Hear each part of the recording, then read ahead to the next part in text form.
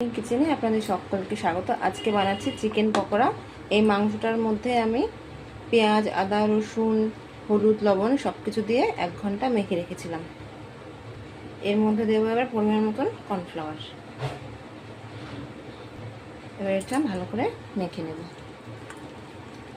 এর মধ্যে দিয়ে দেবো একটু লঙ্কার গুঁড়ো। এবার একটা করে পকোড়া নেব আর বিস্কুটের গুঁড়োর সাথে মিশিয়ে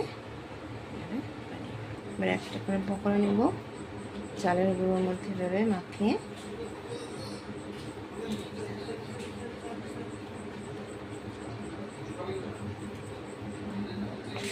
এটা কিন্তু লোহার কড়াই, আর লোহার কড়াইতে তেল গরম হয়ে গেছে। এবার এরকমভাবে পকোড়াগুলো আমি করে নিয়েছি কয়েকটা, এটা ভেজে নেব।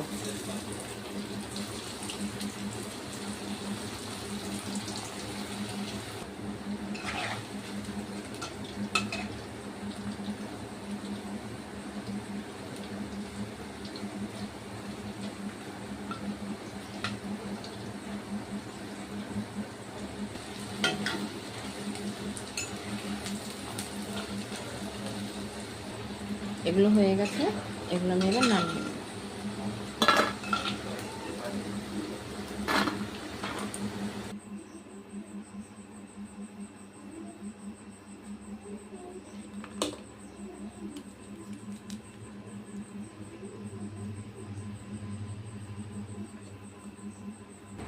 পকোড়ার ভেতরটাও কিন্তু সুন্দর হয়ে গেছে আর একদম কিন্তু